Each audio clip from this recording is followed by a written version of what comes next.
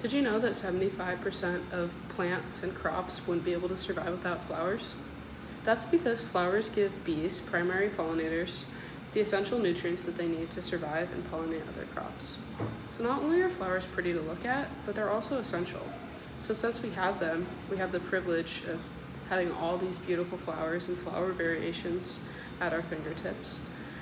And since they're so essential, let's talk a little bit about what goes into arranging a good bouquet, because everyone has probably seen a beautiful bouquet, but very few people, unless you have experience arranging bouquets, know what goes into arranging a beautiful bouquet. I worked at a flower shop for 1.5 years, and I also love arranging flowers in my free time. I think that working at a flower shop gave me a lot of experience working with a lot of different flowers and working and catering towards a lot of different people's preference, and also kind of helped me build up my own preference for how I like my flowers arranged and what I think looks the best. So I'm gonna teach you some key things that I think go into arranging a good bouquet. The 3 things that I think are most important to consider, especially when you're first starting out arranging flowers, are attention to detail, the importance of using flowers that are in season and the benefits of that, and preference and style and catering to someone else's preference or style, whether it's your husband or your wife, someone you're giving it to, or your own preference and style, and kind of what can impact that. So without further ado, now that we have an idea of what we are going to cover in this speech, let's talk about the importance of attention to detail. I'd like to first start out by bringing up a quote from Master Gardeners. Master Gardeners is a resource that my boss provided to me when I first started arranging flowers. We had a printed out hard copy, and when it was slow, I would kind of read over it. So I'm very familiar with this source. Good floral design is the result of a well thought out plan with 2 aims in mind: order and beauty. Good design doesn't just happen. There must be a relationship between all of its component parts. A feeling of security, naturalness, balance, and simplicity.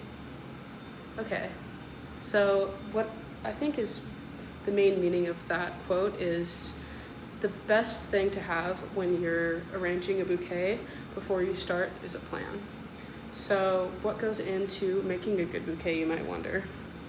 Well, something to consider is the elements of design, because it really does apply here too, because floral arranging is also designing in a way. So the elements of design are line, shape, form, space, texture, and color.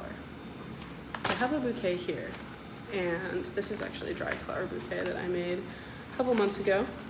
But you can see that there are actually only 2 colors in here, and adding a bunch of colors might overcomplicate the bouquet, just as adding a bunch of textures might also overcomplicate it. But we can also see some texture variance in this. We have the filler flowers, which are one texture, and then these kind of more busy flowers, which are a different texture. So that's all something to consider when you're arranging a bouquet. Color scheme, I think, might be the most important of the elements of design. For example, there are a lot of different color schemes, such as complementary colors, which, like we just saw, like purple and white or purple and pink, that kind of thing. Also, opposite colors that are opposite from each other on the color wheel, or monochrome, such as an all-white bouquet or an all-pink bouquet. Now that we've kind of talked about the importance of attention to detail and what goes into arranging a good bouquet, let's move on to talking about the benefits of using flowers that are in season. Using flowers in season allow us to support local growers, and supporting local growers makes the community feel really good and helps support the community. It also helps support our carbon footprint and thinking about our carbon footprint, because here I have another quote. Out of season flowers often need to be transported long distances or grown in energy intensive greenhouses, both of which have a substantial carbon footprint.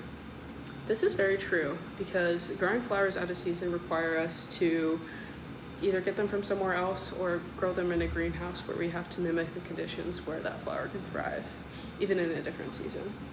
So using flowers that are in season is something that is really eco-conscious, which is something that we all need to be thinking about nowadays, and also allows us to support local growers, like I said, which can also be kind of meaningful if you think about it.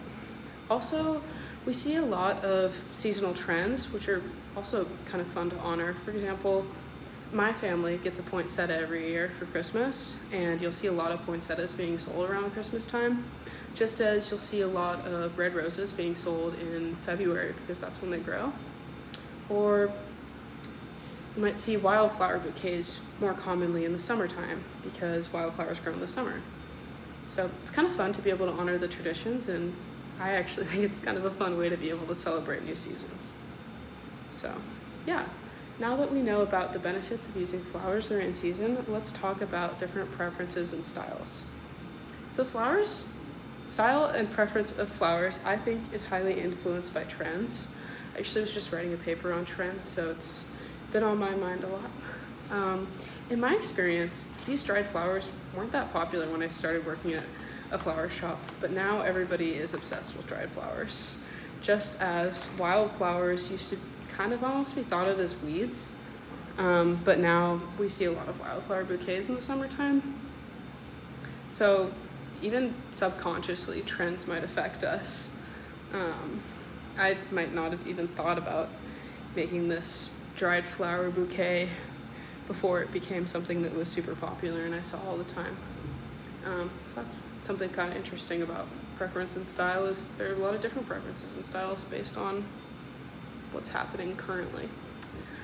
Colors also have a lot of different meanings, like colors of flowers, which people might not know about. For example, red is romance, which is why we see that at Valentine's Day.